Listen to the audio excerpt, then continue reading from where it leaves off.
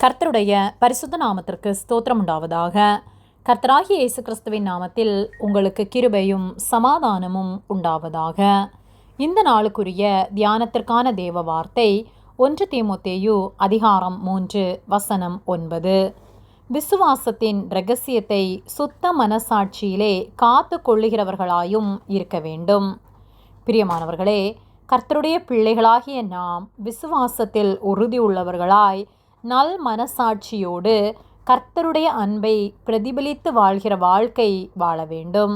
1 தீமோத்தேயு 3:9 விசுவாசத்தின் இரகசியத்தை சுத்த மனசாட்சியிலே காத்து கொள்ளுகிறவர்களாயும் இருக்க வேண்டும் என்று சொல்லப்பட்டுள்ளது. விசுவாசத்தின் இரகசியம் என்று பவுல் மறைக்கப்பட்டிருந்த தேவ சத்தியத்தை சொல்லுகிறார். அதாவது கிறிஸ்துவின் சுவிசேஷம். கர்த்தராகிய இயேசு கிறிஸ்து இந்த உலகத்தில் மனிதனாய் வந்து தம்முடைய விலையேற பெற்ற இரத்தத்தை நமக்காக சிந்தி தம்முடைய அன்பை வெளிப்படுத்தியுள்ளார். அவரை ஏற்றுக்கொண்டு அவரை விசுவாசித்து அந்த அன்பை நாம் பிரதிபலித்து வாழ வேண்டும்.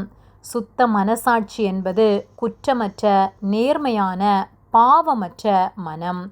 தேவ சத்தியத்தை நாம் காத்து நடக்கும்போது நம்முடைய மனம் சுத்தமாகவும் நம்முடைய வாழ்க்கை பரிசுத்தமாகவும் காணப்படும்.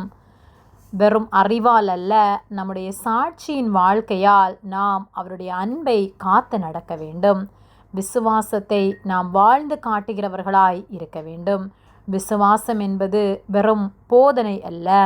நம்முடைய மனசாட்சி சுத்தமாக இருந்தால் அது விசுவாசத்தில் நிலைத்திருக்க வழிகாட்டும். தேவ சத்தியத்தை நாம் காத்து நடக்கும்போது நம்முடைய வாழ்க்கை, வார்த்தை, செயல்கள் அனைத்தும் தேவனுக்கு பிரியமானதாக காணப்படும்.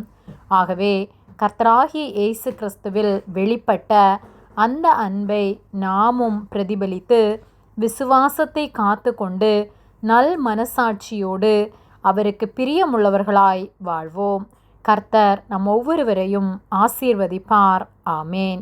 ஜெபம். எங்களை அதிகமாக நேசித்து வழிநடத்தி வருகிற எங்கள் அன்பின் பரிசுத்த பிதாவே, இந்த நாளையும் நாங்கள் காணும்படியாக நீர் எங்களுக்கு ஜீவனை தந்து தயவு பாராட்டி எங்களை பாதுகாத்து பராமரிக்கிற உம்முடைய அன்பிற்காக நாங்கள் உமக்கு நன்றி செலுத்துகின்றோம்.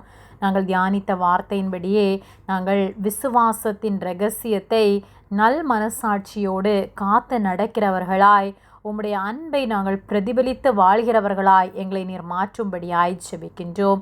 நீர் எங்களோடு கூட இருந்து எங்களை தாங்கி நடத்துவதற்காக நன்றி செலுத்துகின்றோம். எங்களை உம்முடைய கரத்திலே தாழ்த்துகின்றோம். இயேசுவின் நாமத்தில் ஜெபிக்கின்றோம் பிதாவே.